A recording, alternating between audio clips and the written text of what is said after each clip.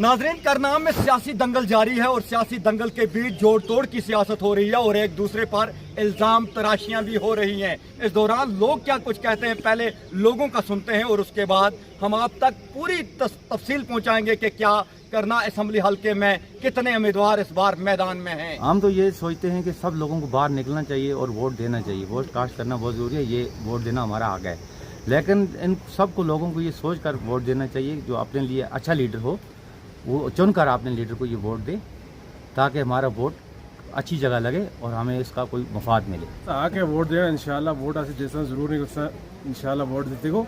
और अस चाहने कि करनाल के अंदर ऐसा लीडर रहना चाहिए जो पूरी करनाल का ख्याल रखे और अच्छा मुस्तकबल भेज रहा है, ताकि अस बाकी लोगों से भी गुजारिश करते हैं कि ऐसे एक लीडर को चुनो ताकि पूरे एक ही पास करें।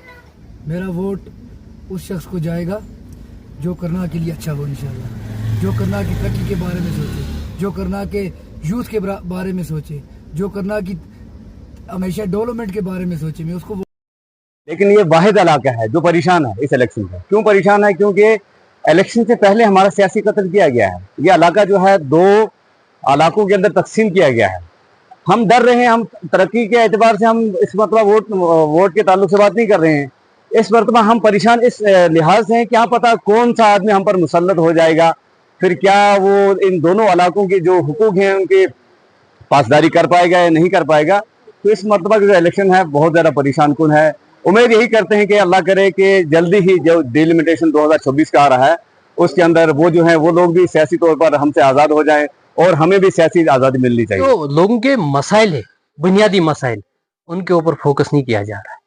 मतलब जब आप अपने हॉस्पिटल्स में जाते हैं, जब हमारे कुपवाड़ा के डिस्ट्रिक्ट हॉस्पिटल में आप जाते हो किसी भी काम के एतबार से कोई भी बीमार लेकर, वहां पे आपको इतना दुख होता है कि हमारा डिस्ट्रिक्ट इतना बड़ा डिस्ट्रिक्ट है, उसके बावजूद भी हमारे डिस्ट्रिक्ट हॉस्पिटल के अंदर वो फैसिलिटीज नहीं जो होनी चाहिए। मेरा वोट करनाल की तामीर व तरक्की के लिए है।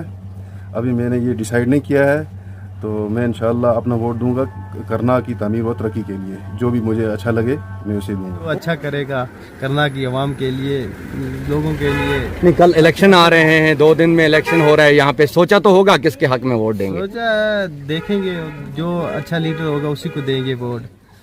करनाल का जो अच्छा होगा लीडर उसी को वोट देंगे।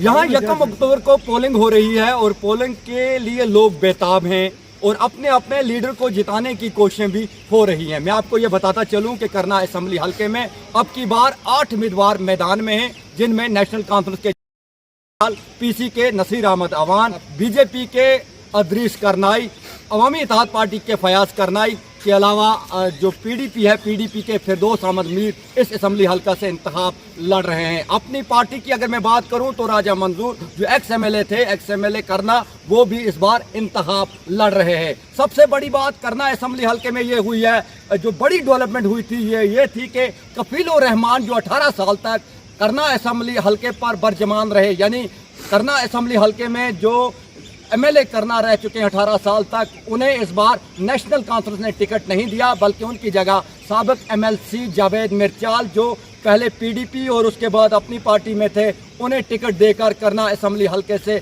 इंतखाब लड़ाने के लिए भेजा है। और अब देखना यह है कि क्या जावेद मिर्चाल नेशनल कॉन्फ्रेंस की जो उम्मीदें हैं उन पर खरा उतर पाएंगे या नहीं। अपनी पार्टी इस बार जावेद अहमद मिर्चाल जो हैं, जो अपनी पार्टी में थे, जावेद अहमद मिर्चाल ने अपनी पार्टी छोड़ी और अपनी पार्टी को छोड़कर वो जो हैं नेशनल कॉन्फ्रेंस में आ गए और राजा मंजूर जो अपनी पार्टी के थे वो अकेले तनहा रह गए। लेकिन उनका साथ मारूफ गुजर लीडर AR बढ़ाना के फरजान खालिद शुजात बढ़ाना ने नहीं छोड़ा और वो उनका साथ देते रहे। अवामी इत्तेहाद पार्टी की टिकट पर फयाज करनाई करनाल असेंबली हल्के से इलेक्शन लड़ रहे हैं। बीजेपी की अगर मैं बात करूं तो करनाल के अदरीस करनाई बीजेपी की टिकट पर इस बार करनाल असेंबली हल्के से इंतखाब लड़ रहे हैं। मैं आपको बताता चलूं कि मोहम्मद अदरीस करनाई का ताल्लुक धनी करनाल से है और ये एक टीचर थे, उस्ताद थे और उस्ताद का ओहदा जो है उन्होंने उस ओहदे से इस्तीफा दिया और बीजेपी की टिकट पर अब ये करनाल असेंबली हल्के से इंतखाब लड़ रहे हैं। मैं आपको ये बताऊं कि करनाल से बीजेपी इस बार जिस बीजेपी का यही कहना है कि करनाक की आवाम जो है बीजेपी का साथ दे, क्योंकि बीजेपी ने करनाक के लोगों को एसटी दी है और टनल जो है बीजेपी के ही दौर में बन पाएगा। मैं आपको ये बताऊं कि पीडीपी ने इस बार साधना के उस पार के एक उम्मीदवार का जो है नाम जाहिर किया है, यानी फिरदौस अहमद मीर, वो करनाक असेंबली हल्के से इंतखाब लड़ रहे हैं।